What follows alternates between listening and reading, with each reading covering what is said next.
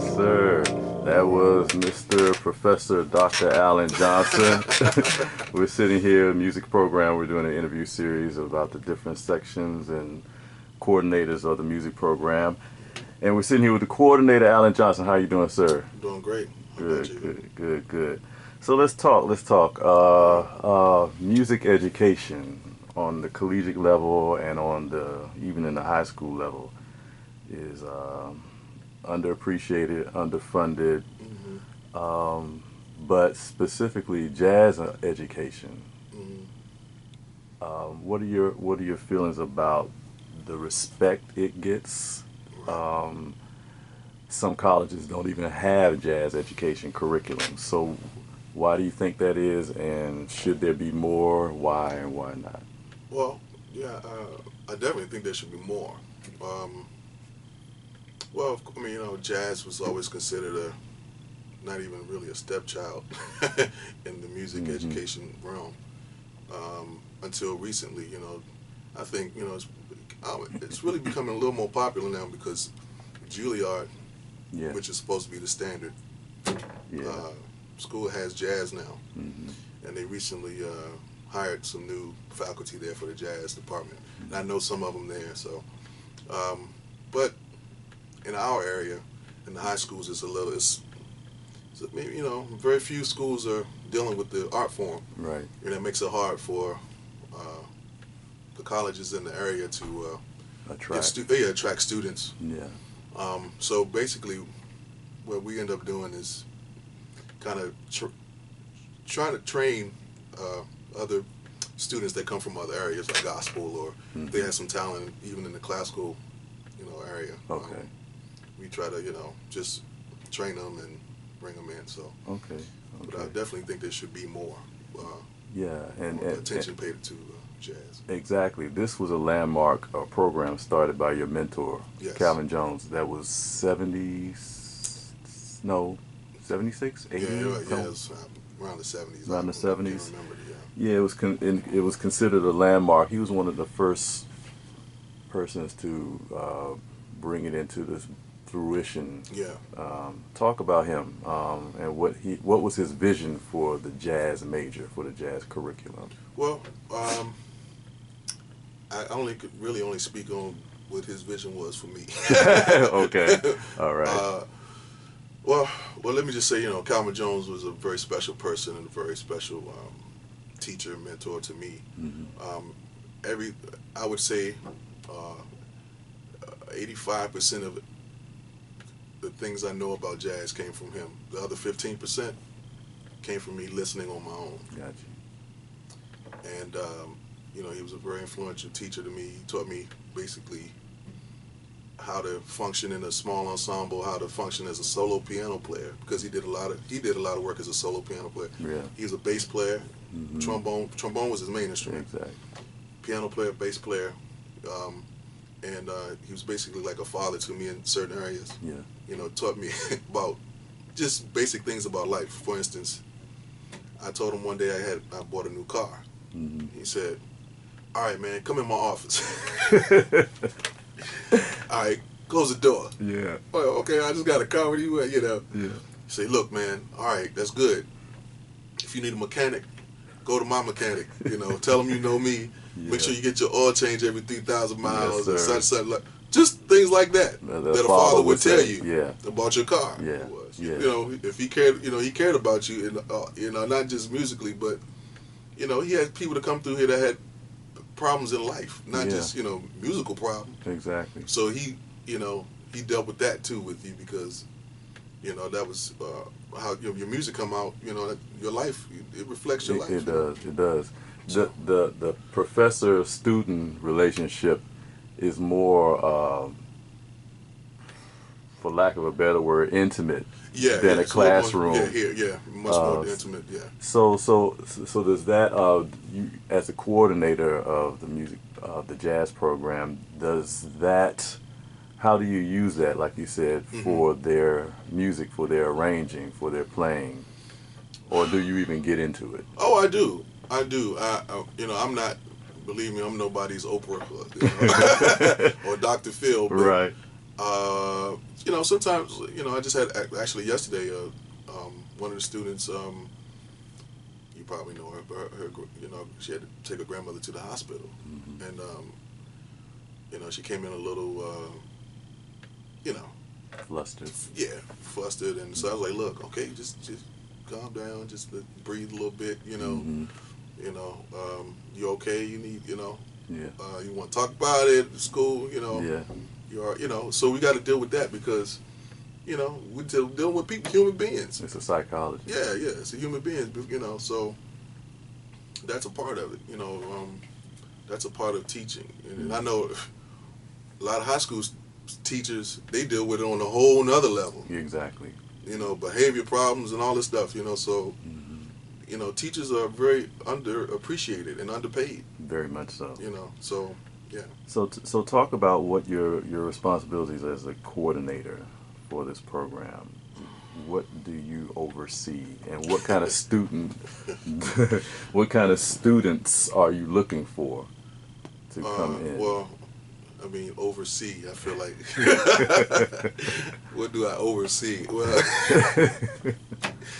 I'm trying to keep my whole life together. Gotcha. But anyway. Right. I understand. No, I understand what you said. Well, I have help because, you know, I didn't go to school for, you know, music education and, you know, administration and all that stuff. I basically came to school to learn how to play piano.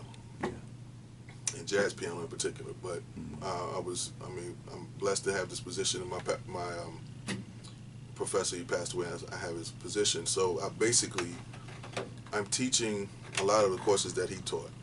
Jazz arranging, which I just left, which we deal with the nuts and bolts of how to arrange for a big band, jazz big band, 16-piece orchestra, small ensemble, 3 sextets, quintets, quartet, whatever. So we deal with harmony and how to build voicings, blah, blah, blah, all that stuff. And I write for the big band here, which is a 16-piece orchestra. And I write for the small ensembles. I teach jazz piano to majors and non-majors. And I have help with the administrative part, Professor Judith Corey, who was my teacher when I was here. So that's Mother Corey to y'all. Exactly. Mother Corey to me. And so that's basically what I do. And I try to just keep the level and standard up with that Jones has set, you know, as far as the music and how we, you know, teach the students here. So you spoke about jazz arranging, and I know there are 4 levels, I believe, right? Or 2. Two, broken down into semesters. Okay. So what differentiates the higher level from the lower level? You were talking about 16-piece orchestra, big band. Yeah, well, it varies because it depends on the type of student I have. You know, when I was here as a student, Calvin Jones, he only had a few people that could actually take the class, you know, that even got through jazz arranging too, and I was probably one of the very few. You know, but I basically took his template, and which, basically, this year I had to start off with learning how to voice chords, and there are piano players in my class. So that's not really getting into arranging. That's just voicing chords. Exactly. So, and voice leading and resolution, how to resolve chords, how to spell chords, how to spell harmony. So I had to deal with that, which is just not even orchestration. So then we got into arrangement of notes, transposition of instruments and ranges. That was actually the first day. And so the second day, that's when I had them do voicings and all of that. So, and they haven't been doing the homework, so they're still on how to voice chords. But today we did tutti chords, how to voice for tutti, which means all together, the whole band voicing a chord. You know, the woodwind section, the trombones, and the trumpet section, voicing chords together. So, you know, basically take a chord and ask them, how would we voice this for all the voices at one time? So that's what their homework is today. So based on that, if they do the homework, I don't know where I'm gonna go. Okay. You know, so basically, Jones started me off with big band, but you would think he would start us off with small ensemble, but he did it the opposite way, because if you learn how to write for big band,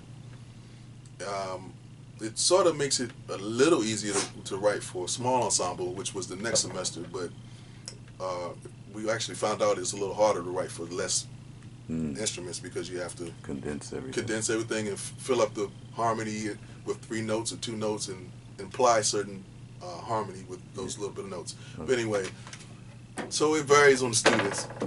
So their level. Producing, so most of them, they see they now want to make beats. everybody making beats, and that's being a producer. Yeah. I'm sorry to tell you, that's not it. That's not it. That's not. I'm sorry. You make beats, you're not a producer. You're not a producer. You know, a producer is Quincy Jones. Yeah. Timberland. Yeah. Foster, David Foster. Yes. Prince. You know who? Arif. Oh yeah, that guy. He just Martin. Yeah. All these guys, man. You know, these people know how to put vocals together, harmony. And they study their craft. Yeah. You know, and you know, some of them may not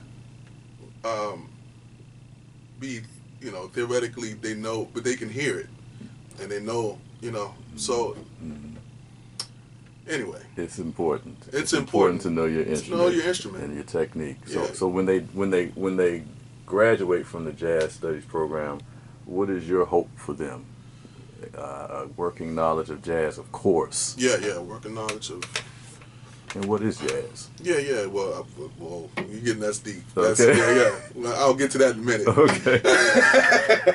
You about to? I'm going a little far. Okay. Yeah. Well, you know, I just hope that they are. What's the word? They're able to go out and function in any capacity that they can find themselves in. You know, I know for me, when I left here, well, I didn't really leave, but when I graduated, I could play a lot of different gigs, a lot of different things. I could play in church, which I still do. I could play solo piano. I can do a solo piano concert. I know how to orchestrate for big band. I know how to orchestrate for string ensemble. I can do chamber ensemble. I can write for string quartet. I can write for woodwind, whatever. I can play in a small jazz on anybody's ensemble, pretty much. I can read. Yeah. What else? I mean, look, if you want to work and make some money in your field, do music, you got to know how to do different things. Yeah. I'm not saying be a jack of all trades, but be a master of one and know something about different things. Different things, right? You know, I produce. Yes. Yes. I'm an amateur engineer. Okay. You know, I have my own recording studio. I got all these different things that I can do because of UDC, basically. Yeah. Okay. It's a very underrated faculty, a very underrated program. Yeah. But when you leave here. Yeah, when you leave here, you will be prepared for the world. For the world. That's if you put the work in. Yes. Because, I'll say this, when Jones was here, a lot of people didn't take advantage of his knowledge and a lot of things that he knew, and they just took him for granted like he would be here forever, and would do their work, wouldn't come to class one time, wouldn't come to rehearsal prepared, and, when he left, oh man, I shoulda. You hear a lot of I shoulda. Yeah.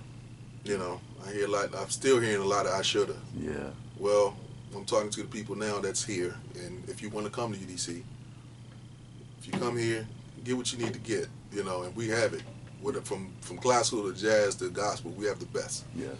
So, yeah, I mean, a musician should be a researcher, always a student, always a student, None of us know it all. I'll tell you, I don't know it all, I've been playing a long time, but I still don't know it all. I can't play everything. I can't read everything, My mama would say, my son could play anything. I'm like, oh, my sister says that.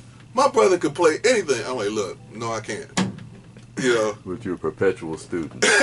I'm a professional student. Yeah, there's too much music for anybody to say that they Yeah, know yeah, it all. yeah. They know it all. They're my biggest fan. My brother can play anything. No, I can't. I'm just still trying to learn how to play my scales. I understand, and that's a good thing for the students to hear, for the prospective students. If you come here, yeah, you gotta learn, you gotta work, and you'll come out, yeah, being a well-rounded musician. That's right. That's right. Well, thank you so much, Professor Johnson. No problem. No problem. This is the UDC Music Program. Have a good day. Peace.